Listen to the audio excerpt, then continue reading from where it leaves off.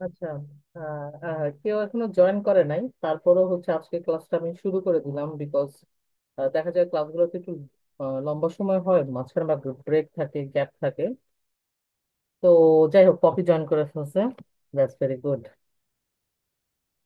হ্যাঁ আপু, আমি উপরে যাচ্ছি আম্মু আম্মুর বাসা থেকে। আপনি আচ্ছা যা, কেমন? আচ্ছা যা, আমি নিজে নিজেই কথা বলতে শুরু করছিলাম জয়নিং রেকর্ডিং দিয়ে। একা একা কথা বলতেছি। হ্যাঁ, একা একাই শুরু করছি। আচ্ছা, হ্যাঁ। আমি বলতে থাকি, আহ, শুনতে থাক, আস্তে তো কর, আমি মানে আর কিছু বলবো না এখন। এটা হচ্ছে আমাদের, কালকে তো আমরা হাইপারটেনশন পর্যন্ত শেষ করছি। হাইপারটেনসিভ এনসেফালোপ্যাথি হচ্ছে আমাদের লাস্ট কোয়েশ্চেনটা ছিল। এখন আসি রিউমেটিক ফিভার।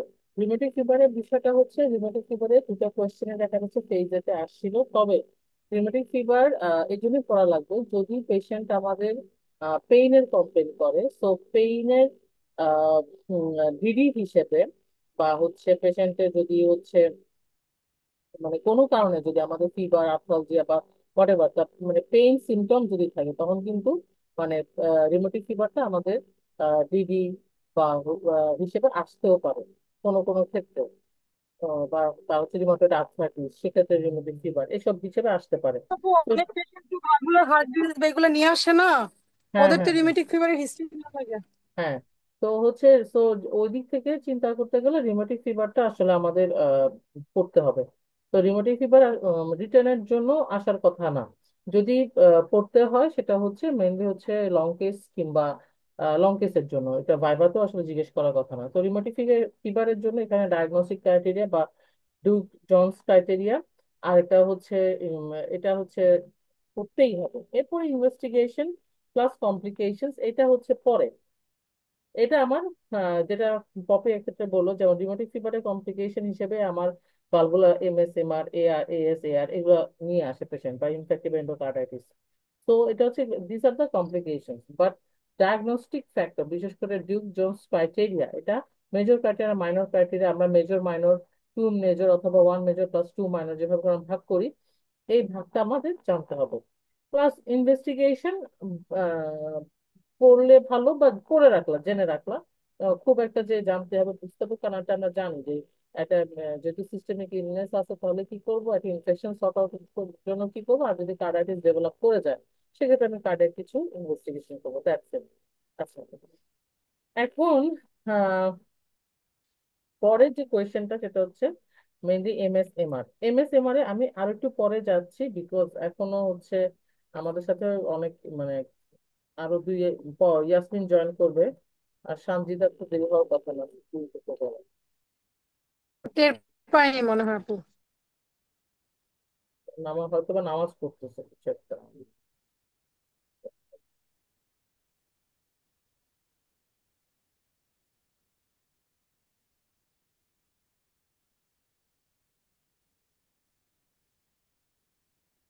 ম্যাডামের তো ইডিয়ার পার্ট 2 খারাপ করে ম্যাডাম তো পুরা মানে শকে চলে গেছে। ইডিপিএমও দিবে আবার সে 11 তারিখ। সবই দিবে। এই যে সামনের 11 তারিখ ইডিপিএম। এই কই তুই? আপু দিয়ে দিতেন ইডিপিএমটা আপা। বুঝতে পারবো না, রেকর্ড করে রেখে রাখবো। আচ্ছা, ঠিক আছে। রুটি চলতেছে। কি চলতেছে ওটি? ওকে, হ্যাঁ। আচ্ছা, মানে আমি যেটা চাচ্ছিলাম যে ভালভুলার হার্ট ডিজিজ, আমার আছে নিয়ত ছিল যে ভালভুলার হার্ট ডিজিজ গুলো আমরা পড়বো, এমএসএমআর, এএসএআর, বাট আসলে সবার ভালভুলার হার্ট ডিজিজ গুলা সামনে বসে না পড়লে কিন্তু বসে পড়ানো উচিত। তাহলে এটা আমাদের পেন্ডিং থাকছে আর কি। ঠিক আছে। আচ্ছা, এখন আসো যেটা, তাহলে বাকিগুলো একটু দেখে যায়, এটা পরবর্তীতে তোমাদের ভিউ পয়েন্টে ভলিউম 3, 575 নম্বর পেজে দেখো আছে পালমোনারি ইডিমা। তাহলে একই পালমোনারি ইডিমা যেটা হয় এখানে, পালমোনারি ইডিমা কি হয় এটা আমরা আহ, এটা ডেফিনেশন বা এরকম কিছু আসবে না। পালমোনারি ইডিমা দেখো, এখানে একটা প্যাথোফিজিওলজি অফ পালমোনারি ইডিমা দেওয়া আছে, ওখানে যে একটা ইকুয়েশন আছে, এই ইকুয়েশনটার নাম জিজ্ঞেস করে যে পালমোনারি ইডিমা আমরা যে কতটুকু ফ্লুইড মুভ করছে, এটা মানে পালমোনারি ইকুয়েশনটার নাম বলো। এভাবে কোয়েশ্চেনটা আসে যে পালমোনারি ইকুয়েশনটার নাম। ডার্লিং। তাহলে এটা হচ্ছে স্টার্লিং ইকুয়েশন। লিখতে দেওয়ার কথা না, যদি কপাল বেশি খারাপ হয় সেক্ষেত্রে লিখতে দিবে। আদারওয়াইজ আর কিছু ইয়া করার কথা না। দেন হচ্ছে পালমোনিডামার স্টেজেস, এটাও ইম্পর্টেন্ট। স্টেজেস গুলোর মধ্যে হচ্ছে কয়টা স্টেজে হয় এবং কোন স্টেজে গিয়ে হাইপক্সিমিয়া এবং হাইপারক্যাপনিয়া ডেভেলপ করে, এটা হচ্ছে জিজ্ঞেস করে যে কয়টা স্টেজে এটা হচ্ছে, মানে ইকুয়েশনটার নাম বলো, এটা কয়টা স্টেজে হয় এবং কোন মানে একদম অল মানে পালমোনারি ইডিমা পানি ঢুকলেই কি আমার হাইপক্সিমিয়া হাইপারক্যাপনিয়া ডেভেলপ করবে, তাহলে এটা আমার কোন স্টেজে কি ডেভেলপ করতে হবে। তবে স্টেজ গুলোর মধ্যে যেগুলো জাস্ট হচ্ছে স্টেজ গুলো পড়বা এই অর্থে, যেখানে দেখবা এখানে কিছু বোল্ড অক্ষরে লেখা আছে, যেমন স্টেজ ওয়ান হচ্ছে ট্যাকিপনিক হয়ে যায় পেশেন্টের, এক্সরেতে হচ্ছে ইন্টারস্টিশিয়াল মার্কিংটা বেড়ে যাচ্ছে, স্টেজ টু তে গ্যাস এক্সচেঞ্জ তখনও নিয়ার নর্মাল, এবং স্টেজ থ্রি তে গিয়ে আসলে গ্যাস এক্সচেঞ্জটা হচ্ছে নর্মাল আর থাকতেছে না, তখনই হাইপোক্সিমিয়া এবং হাইপারক্যাপনিয়া ডেভেলপ করে। তাহলে এবং স্টেজ ফ্লোতে আমরা যে বলি যে ফ্লোরিং আসতেছে, বিশেষ করে আমরা যেটা ক্লিনিক্যালি দেখতে পাই, তাহলে এই ক্লিনিক্যালি যে দেখতে পাচ্ছি সেটা হচ্ছে স্টেজ 4। আচ্ছা, এবং হচ্ছে সিভিয়ারিটি বেড়ে যায় হাইপোক্সিমিয়া হাইপারক্যাপনিয়া। এখন এটা তাহলে আমাদের স্টেজ গুলা কি কি হয় সেটা একটা পড়তে হবে। দেন হচ্ছে পালমোনারি এডিমা আসলে কেন হয়, আমরা যেটা হচ্ছে যেটার আমাদের মেমব্রেনের পানি, প্রথম কথা হচ্ছে যে এখানে ভেসেলের ভিতরে আমার পানি মানে পানি ধরে রাখার ক্ষমতা কম। আরেকটা হচ্ছে আহ, আমার এখানে যে ক্যাপিলারি যে পার্মিয়াবিলিটি সেটা বেড়ে গেছে, তাহলে এই দুটো মিলে পালমোনারি এডিমা হইতেছে। এত কিছু পড়ার দরকার নেই, একদম চলে আসবে ম্যানেজমেন্টে। যে ম্যানেজমেন্টে দেখো যে ইনক্রিজ ক্যাপিলারি প্রেসার, তাহলে ক্যাপিলারি প্রেসারটা কত বাড়ছে, এবং এখানে একটা ফ্লুইডের প্যাটার্ন বলছে, সেটা হচ্ছে the butterfly fluid pattern is more commonly seen, তাহলে এটা এটা দাগাও। আর এটা হচ্ছে পিএওপি।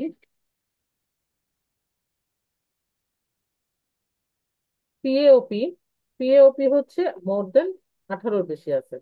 আচ্ছা, এখন পামোনিক রিভার ম্যানেজমেন্ট, যেটা এটা আসলে এখানে ইনক্রিজ ক্যাপিলারি প্রেসার সেখানে লিখে দিছে, বাট এটা অ্যাজ আ জেনারেল।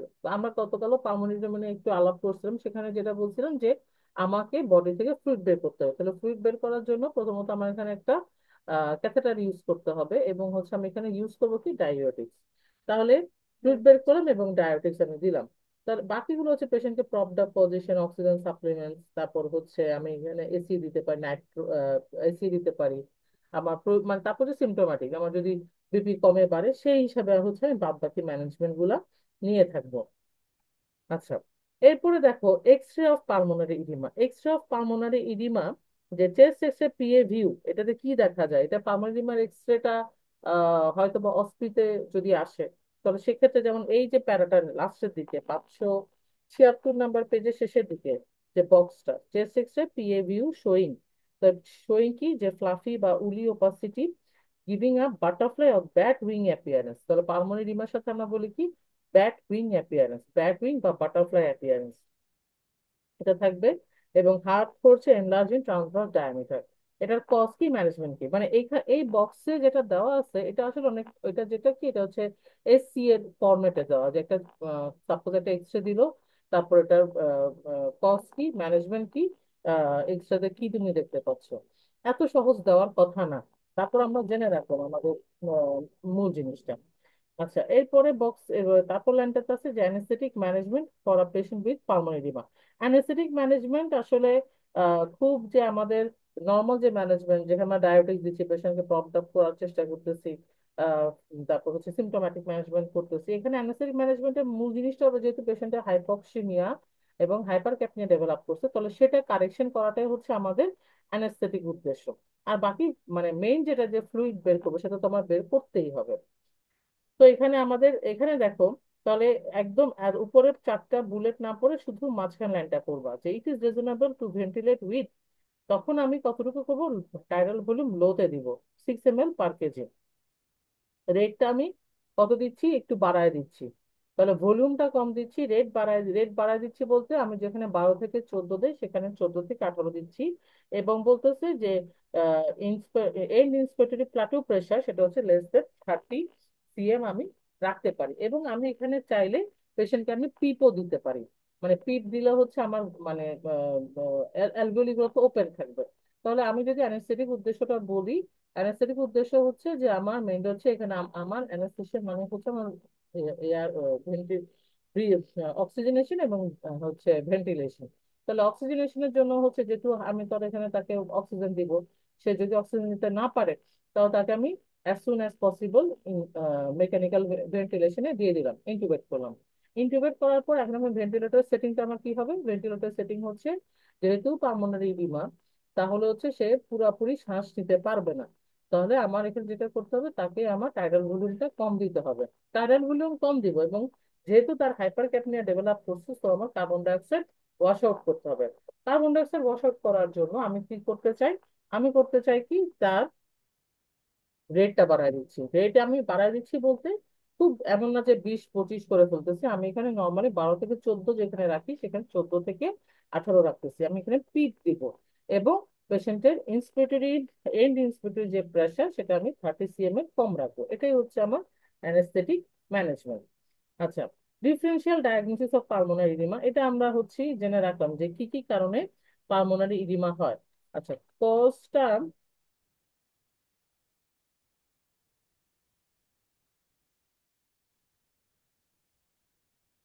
আচ্ছা, এখানে হচ্ছে দেখো কন্ডিশন গুলো কি কি, জাস্ট ডিডি গুলো দেখে পাবে। Congestive heart failure, negative pressure, pulmonary oedema, acute respiratory distress syndrome. মানে পালমোনারি ইডিমার কয়টা টাইপ আছে, নেগেটিভ প্রেশার পালমোনারি ইডিমা, তারপরে হচ্ছে আরো হচ্ছে এরকম 2-3টা কজ আছে, এটা আমার কাছে লেখা আছে, এটা আমি ছবিটা তুলে দিব। তো নেগেটিভ স্টকিং প্রেশার, আছে মনে হয় আপু। হ্যাঁ, সোর্সটা ভুলে গেছি রে, সোর্সটা মনে নাই কিন্তু। অথবা কালকে যে কিছু কিছু দেওয়ার কথা ছিল, ওগুলো কি দিছিলেন পরে? কি কি জানি হম দেওয়ার হম, কথা ছিল না না না, ছবি? কালকে তো আমি সব দিয়ে দিছি। আমি যেসব ছবি তোলার কথা সব তো আমার যতটুকু মানে গ্রুপে? গ্রুপে গ্রুপে সব দিয়েছি। গ্রুপে দিছি, প্লাস ওই রেকর্ড ক্লাসের লিঙ্ক, আগের ক্লাসের না, লিঙ্ক সব লিঙ্ক দিচ্ছেন কিন্তু ছবিটা কি? দিছি। দিছি, দেখ, আইএসডি নাম দিয়ে ছবি দিছি কয়েকটা, ও দিছি। আচ্ছা, হ্যাঁ। হুম। আচ্ছা, এখানে দেখ, নেগেটিভ প্রেশার পালমোনারি ইডিমা, এটার কজটা কি নেগেটিভ, এটা জিজ্ঞেস করে যে ল্যারিঙ্গোস্পাজমে কি, মানে যে ইডিমাটা হয় এটা কোনটা, এটা কি টাইপের ইডিমা। এটা হচ্ছে ল্যারিঙ্গোস্পাজম, যেহেতু আমাদের একদম একটা ফেভারিট কোয়েশ্চেন। তো ল্যারিঙ্গোস্পাজমে যে ইডিমাটা হবে, এটা হচ্ছে নেগেটিভ প্রেশার পালমোনারি ইডিমা। যে what are the differential diagnosis of pulmonary oedema, এটা কার্ডিয়াক নন কার্ডিয়াক দুটাই হতে পারে। তাহলে এখানে 3টা কজ দিচ্ছে: congestive heart failure, negative pressure pulmonary oedema, acute ARDS. তাহলে হার্ট ফেলিওরের কজ কি? এমআই। আচ্ছা, তারপর নেগেটিভ প্রেশার পালমোনারি এডিমার কজ হচ্ছে লারিঙ্গোস্পাজম, আর এআরডিএস হচ্ছে sepsis aspiration, sepsis aspiration fat embolism. Okay, এরপরে দেখো, পরে দেখতেছি প্লুরাল এফিউশন। এগুলো আসলে একদম আমাদের ইয়ার কোয়েশ্চেন, অ্যাজমার যে কোয়েশ্চেন গুলো থাকে, এবারে লং কেস গুলো থাকে, সেখান থেকে অনেকটুকু তুলে দিছে এখানে। আচ্ছা, ওখানে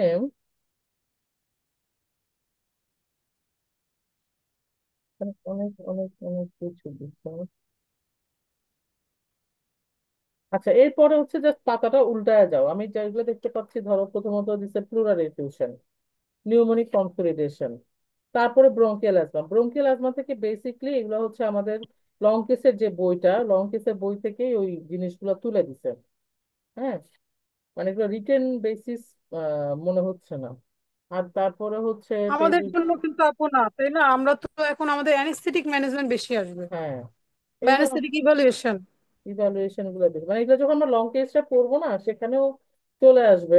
তো এখান থেকে আর করতে চাচ্ছি না আর কি।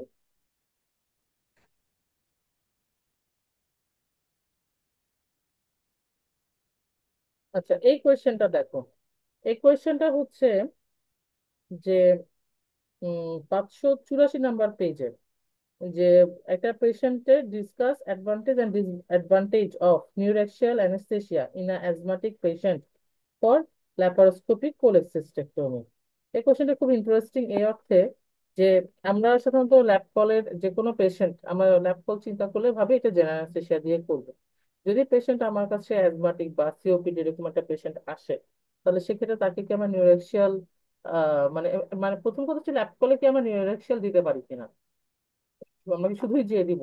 পারা যায়। পারা যায়। সেগমেন্টাল আমরা না, পারি। ব্লক করতে পারি, সেগমেন্টাল ব্লক করে কিন্তু আমরা ল্যাপ কল করতে পারি, ল্যাপ কল করে। আচ্ছা, এটা একটা গেল। সেগমেন্টাল হোক বা হচ্ছে কম্বাইন্ড স্পাইনাল এপিডুরাল হোক, মোট কথা রিজিওনাল দেওয়া যায়। এখন যেহেতু পেশেন্ট, আমরা সাধারণত অ্যাজমা সিওপিডি পেশেন্টদের ক্ষেত্রে জেনারেল অ্যানেস্থেসিয়াটা as far as possible avoid করতে চাই। তাহলে সেক্ষেত্রে আমাদের চয়েস চলে আসতেছে রিজিওনাল। এখন এটা, এখানে কোয়েশ্চেনটা বলছে এটা যে রিজিওনাল দিতে পারি কিনা। তো এই জিনিসটা ইন্টারেস্টিং এই জন্য যে এটা যখন তুমি এটা আসলে এভাবে সরাসরি কোয়েশ্চেন আকারে রিটেনে, রিটেনে এই ধরনের কোয়েশ্চেন সরাসরি হবে না। আমাদের নিজেদের জানার জন্য বা এই ধরনের কোয়েশ্চেন অ্যান্সার করার জন্য এই কোয়েশ্চেনটা আমরা আমাদের হচ্ছে পড়তে হবে। তাহলে প্রথমত বললাম যে আমরা এখানে যদি আমরা রিজনাল করতে চাই তাহলে কি টাইপের করবো। আমরা তো এখানে স্পাইনাল ভাবে দিব না। আমরা যেটা করতে পারি, এক হচ্ছে সেগমেন্টাল স্পাইনাল দিতে পারি, আরেকটা হচ্ছে আমরা এখানে হচ্ছে সিএসি করতে পারি, কম্বাইন্ড স্পাইনাল এপিডুরাল, সেটাও করতে পারি, বা শুধু এপিডুরালও করতে পারি। এখন ল্যাপারোস্কোপিক সার্জারির জন্য ডার্মাটোম লেভেল কতটুকু পর্যন্ত লাগতেছে, এটা বলতেছে T4 পর্যন্ত লাগবে মিনিমাম। আচ্ছা, তাহলে T4 পর্যন্ত লাগতেছে মিনিমাম আমাদের। ওকে, T4 পর্যন্ত হচ্ছে আমাদের ডার্মাটোম লাগতেছে। Even with adequate analgesia to this dermatom, patient will often complain shoulder pain, which can be treated intravenous narcotic.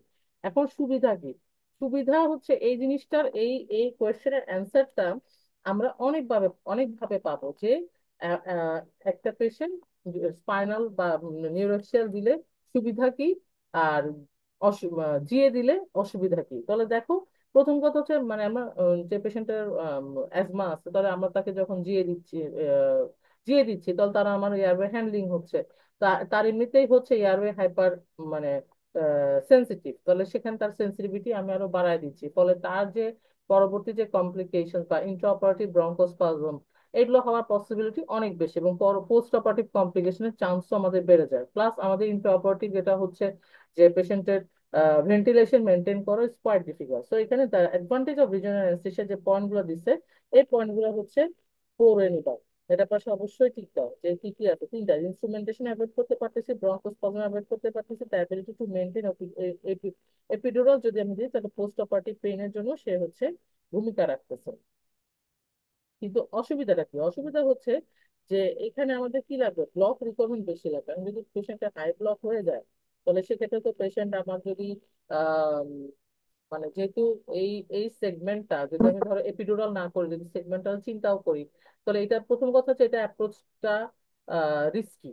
অ্যাপ্রোচটা risky. এখন আমার যদি এখানে T4 পর্যন্ত আমার ডার্মাটোম লেভেল যাইতে হয়, তাহলে আমাকে মানে এখানে আমার কার্ডিয়াক আহ, ফাইবার। আহ, না, পয়েন্ট অফ ইনসার্শন কত হবে, আমার তো ভিতরে আমি 5-এর বেশি রাখতে পারবো না, 5 সেগমেন্টের বেশি। তাহলে হচ্ছে আমার এখানে ঢুকতে হবে আমার মিনিমাম T10 বা T11 লেভেলে। হ্যাঁ, তাহলে T10 বা T11 লেভেলে আমি যদি ঢুকি, তাহলে ওদিকে হচ্ছে আমি ভিতরে 5 সেন্টিমিটার রাখতে পারবো, তাও আমার হবে না। আমার এখানে করতে হবে T8 এ, কারণ একটা সেগমেন্ট হচ্ছে 1.5। তাহলে 1.5 করে যদি যায়, তাহলে 1.5, 1.5, 1.5, 3, তাহলে হচ্ছে মাত্র 2টা সেগমেন্ট গেল, তাহলে 3, 4, মানে আমরা এখানে 3টা সেগমেন্ট পাইতেছি, তাহলে তারপর আমাদের সেগমেন্টাল ব্লকটা কি আপু? সেগমেন্টাল ব্লকে কি এপিডুরাল যে না, ওটাকে ওই যে না, সেগমেন্ট ব্লক করবে ঠিক ওইখানে নিয়ে যেতে সেগমেন্টাল, হয়? সেগমেন্টাল মানে হচ্ছে এপিডুরাল না, সেগমেন্টাল মানে হচ্ছে স্পাইনাল। সেগমেন্টালে যেটা স্পাইনাল হয়, না? হ্যাঁ, সেগমেন্টালে যেটা হয়, আমরা তো নর্মালি হচ্ছে হাইপারবারিক বুটিভেক্টর ইউজ করি, সেগমেন্টালে হচ্ছে ওরা ইয়াটাই ইউজ করে, আইসোবারিক। আইসোব্যারিক। আইসোব্যারিক ইউজ করে, কিন্তু ওখানে আমাদের যেটা ইয়া ফলে, ওরা ওখানে যে স্পাইনাল মানে এপিডুরাল কোনো কারবার নাই, ওখানে হচ্ছে স্পাইনাল নিডেলে ইউজ করে। তাহলে ওখানে তো আমার ব্লক মানে আমরা যেখানে এখানে ওই যে ক্যাথেটার কতটুকু রাখতেছি এটা যে হিসাব করে, ওখানে ওই হিসাবটা হবে ড্রাগের ভলিউম হিসেবে। আর যেহেতু এটা আইসোব্যারিক, তাহলে যে লেভেলে আমি দিচ্ছি সেটা ওই লেভেলেই থাকতেছে। এই, এখন মূল জিনিস হচ্ছে যে আমি যখন পেশেন্টকে রিজনাল দিচ্ছি, পেশেন্ট তো জেগে আছে, পেশেন্ট জেগে আছে, পেশেন্ট এখানে কাজ হচ্ছে, তাহলে এখানে খুবই পসিবিলিটি আছে যদি আমি এপিডুরাল দিই, তাহলে তার এখানে হাই ব্লক হয়ে যাওয়ার, কারণ আমার তো এখানে ড্রাগের ডোজটা বেশি লাগবে। প্লাস হচ্ছে আমার পয়েন্ট হচ্ছে অনেক উপরে, সো হুইচ ইজ আসলে যেটা হচ্ছে কিনা টেকনিক্যাল দিক থেকে তার হচ্ছে মানে এক্সপার্টিস অনেক বেশি হতে হবে। আর যেটা হয় পেশেন্ট পেশেন্ট মানে কি বলবো, মানে সবগুলো তো সেন্সরি ব্লক হয় না, ফলে পেশেন্ট হচ্ছে পেইন ফিল করতেছে, পেশেন্ট হচ্ছে ডিসনি বা অ্যাংশাস থাকতেছে। তো তো দেখা যায় পেশেন্টে তখন আমাদের একটু হালকা অল্প করে সিডেশন করতে হয়। এবং এই কারণ হচ্ছে এই অ্যাংজাইটি থেকে তার আবার ব্রঙ্কোস্পাজম হইতে পারে। তো জিএতে যেটা হচ্ছে আমাদের আর পেশেন্টের সেই অ্যাংজাস লেভেলটা হচ্ছে না, মানে এই জিনিসটা বলার উদ্দেশ্য হচ্ছে এই জিনিসটা একটু পড়বা, পড়ে গেলে তুমি আহ আরো অনেকগুলো কোয়েশ্চেন যদি তোমার সামনে আসে তাহলে তুমি অ্যান্সার করাটা ইজি হবে। আচ্ছা, এরপরে হচ্ছে কিছু কোয়েশ্চেন একটু দেখে যাও যদি তোমার মনে হয় বলবো বা আমার মনে হলেও বলবো। না, অ্যাজমাটিক পেশেন্ট হিসেবে দিছে ডিফারেন্সিয়াল আচ্ছা, differential diagnosis of intraoperative bronchospasm. আসলে এই যে ডিফারেন্সিয়াল ডায়াগনোসিস এই যে ইন্ট্রাঅপারেটিভ ব্রঙ্কোস্পাজম এটা দিছে হচ্ছে স্টোয়েলটিং থেকে। এটা যখন আমরা মানে ওই যে বেসিক যখন পড়ছিলাম তখন কিন্তু আমরা একবার পড়ে ফেলছিলাম। ওখানেই আমি বলছিলাম যে তুই তো তখন ছিলি না, ওদেরকে বলছিলাম যে ওখানে ডিডিটা এই এই এই যে ডিডি লিখছে এটা লিখছে হচ্ছে স্টোয়েলটিং এর, স্টোয়েলটিং থেকে একদম সরাসরি তুলে দিছে যে আপনার যে ইন্ট্রাঅপারেটিভ ব্রঙ্কোস্পাজম। ওই ইয়েটা বেসিকটা আপু ডিলিট করে না আপু, বেসিকটা আমি হুম। হচ্ছে দুইটা ক্লাস করতে পারছি, বাকি দুটো এখনো রিকভার করতে পারিনি, বুঝছেন, ডিলিট আচ্ছা করে না। আচ্ছা, তাহলে হচ্ছে differential diagnosis of intraoperative bronchospasm এটা এখান থেকেই পড়বা। মানে বলার উদ্দেশ্য হচ্ছে এটা যদি আমাদের ওই যে স্মিথের যে ডিডিটা আছে, স্মিথের ডিডি চাইতে এই ডিডিটা বরং মোর একসেপ্টেবল বা আমাদের সহজে বেশি মনে থাকবে। স্মিথের ডিডিটা হচ্ছে ইন জেনারেল, কিন্তু এই এই ডিফারেন্সিয়ালটা আমার কাছে আমাদের ওটি ওটি বেসিসে পারফেক্ট মনে হয়েছে। এটা হচ্ছে রেফারেন্স হচ্ছে স্টোলটিং। আচ্ছা, তারপর হচ্ছে acute possible cause acute bronchospasm যে লাগবে না, ইমিডিয়েট। আচ্ছা, immediate management of acute severe, এটা তো আমাদের ব্রঙ্কোস্পাজমের ম্যানেজমেন্টের মধ্যে চলে গেল।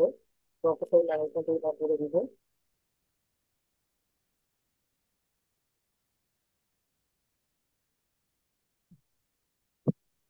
এটা তো 27 নম্বর চ্যাপ্টার ম্যানেজমেন্ট, হুম, 27 নম্বর চ্যাপ্টার যে ম্যানেজমেন্ট সেটাই হবে। Immediate manager secondary. হুম, আচ্ছা, এই কোয়েশ্চেনটা দেখো। এটা হচ্ছে 588 নাম্বার পেজ একটা কোয়েশ্চেন দিছে নিচের দিকে, discuss the extubation technique of a known bronchial asthma patient after neurosurgical procedure under GA. তাহলে এখন কি বলে, সঞ্জিত হচ্ছে যে নিউরোকে কেস করতেছে। তার মানে নিউরো সার্জারি একটা কেস হচ্ছে, পেশেন্টের ব্রঙ্কোস্পাজম সরি ব্রঙ্কিয়াল অ্যাজমা আছে, তুমি এক্সটুবেশন কি করবা? প্রথম কথা, এখানে তুমি যে এক্সটুবেশন করবা তার আগে এই জিনিসটা এখন বই না দেখে আমরা নিজে একটু আলোচনা করি। এটা হচ্ছে যে প্রথম কেস জিনিসটা কি, জিনিসটা হচ্ছে নিউরোসার্জারি কেস হচ্ছে। কি কেস হচ্ছে আমরা জানি না। পেশেন্টের অ্যাজমা আছে, অ্যাজমাটা তার কি কন্ট্রোল আনকন্ট্রোল, তার কি ইন্ট্রাঅপারেটিভ কোনো ইভেন্ট হয়েছে কিনা সেটাও আমি জানি না। তাহলে আমি এখানে আমাদের যেহেতু এবং চাইছে হচ্ছে এক্সটিউবেশন টেকনিক, তাহলে দুম করে আমাদের মাথায় যেটা চলে আসে সেটা হচ্ছে আমি এখানে ডিপ এক্সটিউবেশন করবো নাকি হচ্ছে অ্যাওয়েক এক্সটুবেশন করব। কারণ জিনিসটা তো দুই দিকে, একটা হচ্ছে ব্রঙ্কিয়াল অ্যাজমার জন্য আমি চাই ডিপ এক্সটুবেশন করতে, আবার ওদিকে পেশেন্ট হচ্ছে যেহেতু নিউরো সার্জারি কেস হয়েছে তাহলে সেজন্য আবার আমি অ্যাওয়েক করতে চাই। তাহলে আমার ডিসিশন আমি আমার পয়েন্ট অফ মিটিং কোনটা হবে? এখন মিটিং যেটা হচ্ছে সেটা হচ্ছে আমাদের এটা ডিপেন্ড করতেছে mainly type of surgery, surgical কোনো ইভেন্টস হয়েছে কিনা, পারাপার্টিভ কোনো ইভেন্ট হয়েছে কিনা, বা পারাপার্টিভ কোনো ক্রিটিক্যাল ইনসিডেন্ট হয়েছে কিনা, পেশেন্টের যে অ্যাজমা এই অ্যাজমাটা কি আগে থেকে তার কন্ট্রোল ছিল কিনা, এটা কি তার মানে রেগুলার মেডিকেশনে সে নিত কি, মানে সে কন্ট্রোলড অ্যাজমা না আনকন্ট্রোলড অ্যাজমা, এটার উপর ডিপেন্ড করতেছে। এখন দেখো এই বইয়ের মধ্যে আসো। তাহলে প্রথম কথা হচ্ছে আমরা এখানে পেশেন্টকে যেহেতু অ্যাজমা লিখছে কি যে অ্যাজমার পেশেন্ট এবং নিউরোসার্জারি কেস, যেহেতু নিউরোসার্জারি কেস আমি এখানে পেশেন্টকে দিলাম জিএ। জিএ আমাদের লাগবে, এখানে আমাদের রিজনাল কোনো অপশন নেই। আচ্ছা, এরপর হচ্ছে অ্যাজমার ক্ষেত্রে কি হয়, পেশেন্টের ওই এয়ারওয়ে থাকে হাইপার সেন্সিটিভ, এবং এক্সটুবেশনের সময় আমাদের ধরেই নিতে হবে যে অ্যাজমার যে পেশেন্ট অ্যাজমা তার এয়ারওয়ে তার এক্সটুবেট করার সময় আমাদের ব্রঙ্কোস্পাজম হইতে পারে। তাহলে এই জিনিসটাকে ম্যানেজ করার জন্য আমরা ইউজুয়ালি অ্যাজমা পেশেন্টদেরকে ডিপ এক্সটুবেশন করি যাতে ব্রঙ্কোস্পাজম বা লারিঙ্গোস্পাজম ইনসিডেন্ট গুলো না হয়। এখন এখানে বলতেছে যে here is a detail discussion of extubation technique, যে pre operative assessment and preparation. তাহলে আমাদের ডায়াগনোসিসটা কিন্তু শুরু হয়েছে একদম প্রি অপারেটিভ ফেজ থেকে। কি আসতেছে? আচ্ছা, ডায়াগনোসিসটা শুরু হয়েছে কিন্তু মানে ঘটনা শুরু হয়েছে প্রি অপারেটিভ ফেজ, এই যে বললাম যে তাহলে কি কি জিনিস আমি এখানে মাথায় রাখতেছি, যে প্রি অপারেটিভ অ্যাসেসমেন্ট এবং হচ্ছে প্রিপারেশনে, যে অ্যাজমাটা ওয়েল কন্ট্রোল কিনা, ব্রঙ্কোডাইলাটর থেরাপি সে কি পায়, কোনো ধরনের আমার স্টেরয়েড সে পাইছে কিনা, কারণ আমরা যেহেতু পার অপারেটিভ তাকে আমি অবশ্যই স্টেরয়েড দিয়ে নিব, এবং deep anaesthesia was maintain during surgery to avoid Intra operative bronchospasm. তারপর দেখো এরপর ইন্ট্রা অপারেটিভ কনসিডারেশন দিছে। তার মানে ধর ডি এর কোয়েশ্চেনে কত নাম্বার থাকে আমার জানা নাই, ধরলাম এটা একটা 5 নাম্বারের কোয়েশ্চেন। তাহলে 5 নাম্বারের একটা কোয়েশ্চেন যদি আমি আলোচনা করতে যাই, আমি কিন্তু এখানে এক কথায় লিখে দিলে পারবো না যে ডিপ এক্সটুবেশন অথবা হচ্ছে অ্যাবেক এক্সটুবেশন। আমাকে যে কোনো জিনিস, অ্যানেস্থেশিয়ার আমি সবসময় যে কথাটা বলি, আজকেও সেটা বলি, যে কোনো জিনিস আমাদের অ্যানেস্থেটিক পারপাস যখন জানতে চাইবে বা অ্যানেস্থেশিয়ার যে কোনো কোয়েশ্চেনের অ্যান্সার করার সময় তোমার কাছে যদি মনে হয় যে তুমি এটাকে বাবল গামের মতো টেনে লম্বা করতে পারো, তাহলে অবশ্যই লম্বা করবা। কারণ যে কোনো ঘটনা আমাদের শুরু থেকে মানে আহ শুরু থেকে হচ্ছে তাকে হ্যান্ডেল করে আসতে হবে। মানে ব্রঙ্কিয়াল আজমা তার হঠাৎ করে হয় না, সেটা সে আগে থেকে নিয়ে আসছে। তাহলে আমি পেশেন্টকে ডিপ এক্সটুবেশন করব না অ্যাবেক এক্সটুবেশন করব, এটা কিন্তু আমার পেশেন্ট প্রিপারেশনের উপরও অনেকখানি ডিপেন্ড করতেছে। তাহলে পেশেন্টকে যদি আমি আগে থেকে নেবুলাইজ করি, আমি তাকে হচ্ছে আপু, বিফোর ওটি। হ্যালো, শুনতে পাচ্ছেন? হ্যাঁ। আপু, কথা নেটওয়ার্কে অনেক ঝামেলা করতেছে, কথা মাঝখান দিয়ে ছিল না কতক্ষণ। হ্যাঁ। আমি এত হ্যালো হ্যালো করতেছি, শোনা যাচ্ছিল না। না, এখন শুনতে পাচ্ছি। তুই কি শুনতে পাচ্ছিস আমার কথা এখন এখন এখন? শুনতে পাচ্ছি, এখন ওই শুনতে যে পাচ্ছি আপু। এখানে একটা লেখা আসছে যে doctor Farzana's network bandwidth is low. মনে হয় আমার এখানে নেটওয়ার্কের ঝামেলা ছিল তাহলে। আচ্ছা। না আমি যেটা, আচ্ছা তাহলে অসুবিধা না, আরেকবার বলি। সেটা হচ্ছে যে এই যে কোয়েশ্চেনটা, এটা কিন্তু এক লাইনে উত্তর দেওয়া সম্ভব। হ্যাঁ। এখন ধর যেহেতু হুম। কোয়েশ্চেনের মার্ক হচ্ছে 5, তাহলে 5-এর জন্য তো আমরা এক লাইনে উত্তর দিতে পারবো না। এবং যে কোনো হুম। আমার কাছে যখন ডিসিশন চাইবে বা এই ধরনের একটা টেকনিক, হ্যাঁ, ডিসকাস দ্য টেকনিক, তখন আমার হাতে অপশন আছে 3টা: প্রি, ইন্ট্রা, পোস্ট। বিষয়টা আমি বুঝাতে পারছি? যে কোনো কোয়েশ্চেন, হ্যাঁ। এটা শুধু এই কোয়েশ্চেন, যে কোনো কোয়েশ্চেন আমার যদি ধরো ইন্ট্রা অপারেটিভ জানতে চাই, আমি কিন্তু শুরু করব প্রি অপারেটিভ থেকে। আমি কিন্তু ইন্ট্রা অপারেটিভ জানতে চাইছি, আমি কিন্তু পোস্ট অপারেটিভও সাথে একটু ল্যাজ লাগাই দিব। এটা তো আমার আচ্ছা। এক্সট্রিবিউশন, হ্যাঁ, এটা হচ্ছে আমাদের টেকনিক। কারণ 5 নাম্বারের কোয়েশ্চেন, এবং যেহেতু ঘটনাটা ক্রিটিক্যাল ইনসিডেন্ট না, এটা তার আগে থেকে নিয়ে আসছে, মানে যেটা তার কোমরবিডিটি, তো সেক্ষেত্রে কোমরবিডিটি ডিটি কারেকশন করাও আমার কিন্তু অ্যানেস্থেটিক ম্যানেজমেন্টের একটা পার্ট। হুম। এই জন্য আমি হুম। শুরু করব আমার প্রি অপারেটিভ প্রিপারেশন। তো প্রি অপারেটিভ প্রিপারেশনের এই পেশেন্টের জন্য কি, যেহেতু সে অ্যাজমা, তাহলে তাকে আমি অ্যাজমা কন্ট্রোল করতে বলবো। তাকে আমি হচ্ছি নেবুলাইজ করে নিব। তার তার জন্য আমি নেবুলাইজারের অ্যারেঞ্জমেন্ট রাখবো মানে ওটিতে। তাকে আমি ইন্ট্রা অপারেটিভ ফেজও নেবুলাইজেশন দিতে পারি, বা আমরা যেটা করি যে অ্যাটলিস্ট ইনহেলার দিয়ে একবার প্রেস করি, হ্যাঁ, 2 চাপ দিয়ে নিই, সেটাও করতে পারি। তাকে আমি অবশ্যই স্টেরয়েড দিয়ে নেবো, এই পেশেন্টের জন্য স্টেরয়েড হচ্ছে মাস্ট। তাকে আমি স্টেরয়েড দিয়ে নিচ্ছি। এবং এবং এই যেহেতু এই পেশেন্টের অ্যাজমা পেশেন্ট, তার অ্যাজমা পেশেন্ট থেকে অ্যাজমা অ্যাজ আ কমপ্লিকেশন তার হচ্ছে ব্রঙ্কোস্পাজম লারিঙ্গোস্পাজম হতে পারে। যেহেতু ব্রঙ্কোস্পাজম লারিঙ্গোস্পাজম হতে পারে, তাহলে ব্রঙ্কোস্পাজম লারিঙ্গোস্পাজমের সমস্ত ফার্মাকোলজিক্যাল ইন্টারভেনশন এবং মেথড, এগুলো সব আমি আমার হাতের কাছে রাখলাম।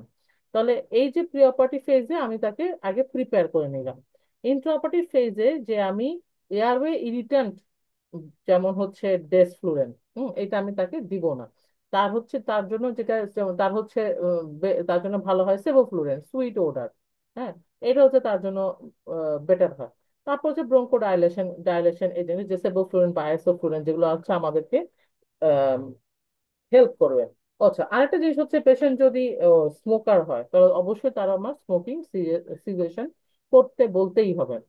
এরপর কি, অ্যাডিকুয়েট হাইড্রেশন। অ্যাডিকুয়েট হাইড্রেশন আমরা আগে থেকে, তাহলে অ্যাডিকুয়েট হাইড্রেশনের জন্য আমরা কিন্তু তাকে যখন প্রিপেয়ার করতেছি, ওই প্রিপারেশনে আমার যখন স্পেসিফিক প্রিপারেশনে ফ্লুইড দিতে হয়, তাহলে ওই ফ্লুইড আমরা প্রি অপারেটিভ ফেজ থেকে শুরু করতেছি। আচ্ছা, ইন্ট্রাঅপারেটিভ ওপিড, এবং আমরা কোনো ধরনের হিস্টামিন রিলিজিং ড্রাগ আমরা তাকে দিব না। আচ্ছা, প্রিপারেশন ফর এক্সটুবেশন। এক্সটুবেশনের জন্য কি, যে প্রথমে আমরা এখন প্রিপারেশনের জন্য আমরা তাকে রিভার্সাল করে নিচ্ছি। তারপর একটা ডিপ লেভেল মেনটেন করতেছি যে ব্রঙ্কোস্পাজম যাতে না হয়, এবং তাকে আমি ওই বিটা টু অ্যাগোনিস্ট দিয়ে নিচ্ছি। বিটা টু অ্যাগোনিস্ট সেটা আমি নেবুলাইজ করে নিচ্ছি। Before extubation. এবং স্টেরয়েড তো আমি ইন্ট্রাঅপারেটিভলি তাকে দিচ্ছি। এখন এক্সটুবেশন টেকনিকে deep extubation generally prefer to minimise airway hyper activity. তারপর দেখো লিখছে যে আমরা লিডোকেন দিচ্ছি এক্সটুবেশন রিফ্লেক্স গুলোকে অ্যাটেনুয়েট করার জন্য, সাকশন দিচ্ছি এবং এক্সেসিভ এয়ারওয়ে ম্যানিপুলেশনটাকে অ্যাভয়েড করতেছি। লাস্টে দিছে কি পোস্ট এক্সটুবেশন কেয়ার। তাহলে পোস্ট এক্সটুবেশন কেয়ারের মধ্যে পেশেন্টকে আমি মনিটর রাখতেছি, তাকে আমি নেবুলাইজ করতেছি, ব্রঙ্কোডাইলেটর দিচ্ছি, অক্সিজেন দিচ্ছি। যদি তার প্রয়োজন হয় তাহলে নন ইনভেসিভ ভেন্টিলেশন, সিপ্যাপ বা বাইপ্যাপ, যেটাই তার প্রয়োজন হোক না কেন সেটার মধ্যে আমি যাব। এবং লাস্ট ফল হচ্ছে তার পোস্ট এক্সটুবেশন কোনো কমপ্লিকেশন হয় কিনা সেটার দিকে আমি খেয়াল রাখবো। তাহলে আমার এই জিনিসটা মানে পড়ে যাওয়ার উদ্দেশ্যটা হচ্ছে প্যাটার্ন অফ অ্যান্সারটা কেমন করে করছে। এখানে কিন্তু আলটিমেটলি আমি অ্যাওয়েক করতেছি বা ডিপ করতেছি, এটা কিন্তু আমি ক্লিয়ার কাট কোনো কিছুই বলি না যে হ্যাঁ আমি ডিপও করতে পারি। যেহেতু পেশেন্ট অ্যাজমাটিক পেশেন্ট, আমি আবার তাকে অ্যাওয়েকও করতে পারি, তবে অ্যাজমাটিক পেশেন্ট হিসেবে আমি তাকে মানে ডিপ এক্সটুবেশনই করতে চাই। আবার নিউরোসার্জারিক্যাল কেসে আমরা কিন্তু মানে প্রেফার করি যে হ্যাঁ একটু অ্যাওয়েক, ভুল বলছি, নিউরোসার্জিক্যাল কেসে আমরা কিন্তু অনেক সময় ডিপও চাই, কারণ অ্যাওয়েক থাকলে পেশেন্ট যদি হচ্ছে টিউব থাকে তখন কামড়ায়, তখন আমার আবার আইসিপি রেজড হয়ে যাবে। তাহলে এইসব কিছু মিলাই আমরা তাকে ডিপের জন্য হচ্ছে মূলত রেডি করবো। তাহলে রেডি যেটা করতেছি, আমার প্ল্যানিংটা শুরু হবে প্রি অপারেটিভ ফেজে প্রিপারেশন থেকে। ইন্টার অপারেটিভ ফেজেও আমি তাকে যাতে ব্রঙ্কোস্পাজম না হয় সেটা মেনটেন করতেছি, এবং এক্সটুবেশনের আগে এক্সটুবেশন রিফ্লেক্স অ্যাটেনুয়েট করতেছি, আমি তার নেবুলাইজ করে নিচ্ছি, ব্রঙ্কো ডায়ালেটর দিয়ে নিচ্ছি, এবং আর অক্সিজেন তো অবশ্যই আছে, এবং সাকশন যথেষ্ট হবে। এয়ারওয়ে ম্যানিপুলেশনটা কম হবে। তাহলে এয়ারওয়ে ম্যানিপুলেশন কম হবে বলতে কি, যে আমি এখানে তাকে বারবার মানে তাকে আমি পেশেন্ট লাইট হওয়ার আগে, মানে অ্যাডিকুয়েট রিভার্সাল হওয়ার আগে নিউরোমাস্কুলার ব্লকে তাকে আমি তখন ল্যারিঙ্গোস্কোপি করে একবার একটা জেন্টাল সাকশন দিব। That's it. আমি আর কোনো এরপরে আর কোনো সাকশনের মধ্যে আমি যাব না। মানে আমি যতটুকু সম্ভব এয়ারওয়ে ম্যানিপুলেশনটাকে অ্যাভয়েড করবো, এটাই হচ্ছে বলার মূল উদ্দেশ্য। সো এই কোয়েশ্চেনটা পড়বা, এটা পড়লে এটা হচ্ছে, এটা পড়ে নি, এটা পুরো আসবে কি না আসবে জানি না, কিন্তু জিনিসটা ইন্টারেস্টিং, খারাপ না। আচ্ছা, এরপরে হচ্ছে দেখো অ্যাজমা নিয়ে যে কোয়েশ্চেন গুলো, এগুলো মূলত হচ্ছে ইয়াতেই আসছে, ফেজের জন্যই আসছে। এটা আমি এখন একটু স্কিপ করে যেতে চাচ্ছি, এর মধ্যে এখন রাখতে যাইতেছি না। সিওপিডি থেকে একটা মজার কোয়েশ্চেন আসে, সিওপিডিটা একটু বলি। এটা কি এখন অ্যাজমা সিওপিডি লং কেসের সাথে বলি নাকি? ইচ্ছা আপু আপনার। না তাহলে অ্যাজমা সিওপিডি সব পরীক্ষায় থাকতে পারে আপু, যে কোনো এক্সামে। হ্যাঁ। আচ্ছা, আমরা তো পেডি দিব বুঝছেন আপু। 15 তারিখে আমাদের একটা পুল হয়েছে। ওখানে সানজিদে, ইয়াসমিন আপু, আমি তিনজনই আর কি পেডিকে সিলেক্ট করছে। আমাদের তো পেডিটি একটু গোছানো আছে। মানে ঈদের পরে 15 তারিখ আমাদের পেডি ব্লক ফাইনাল দিচ্ছি আমরা ইনশাল্লাহ। এই বুধবার তাহলে পরীক্ষা দিবি না? না, এইটা তো আলাদা আপু। আচ্ছা। আচ্ছা ঠিক আছে, পেডি অ্যাটেন্ড করবো না। ওকে। আচ্ছা, আমার মনে হয় যেহেতু এটা এটা সামনে পড়ছে, এটা পড়া যায় আমার নাকি সিওপিডি অ্যাজমা। করতে পারেন আপু, একটু পড়ে যাই আমরা। হ্যাঁ একটু তাহলে করে যদি তাহলে পরীক্ষা আসলে যাতে একটু লিখতে হ্যাঁ পারি। হ্যাঁ হ্যাঁ হ্যাঁ, মানে সিওপিডি অ্যাজমা তো আসলে যে কোনো ভাবেই আসতে পারে, তাহলে একটু ইয়া করি। এমনিতে আমার রান টাইম আউট হয়ে যাচ্ছে এখন। এই বলে কলটা কেটে আমার ইয়াটা লং ক্লিনিক্যালের বইটাও নিয়ে বসিস। তাহলে অ্যাডভান্স সিওপিডিটা আজকে পড়ে ফেলি, এটা বরং বেটার হয়, কারণ একসাথে দুইটা তোর দেখা হয়ে গেল, সব থাকলো না। ঠিক ওকে। আছে। তাহলে লং কেসের ওকে বইটা ওকে। নিয়ে বই, আমি এটা ইয়া করে দিচ্ছি। আচ্ছা ঠিক আছে।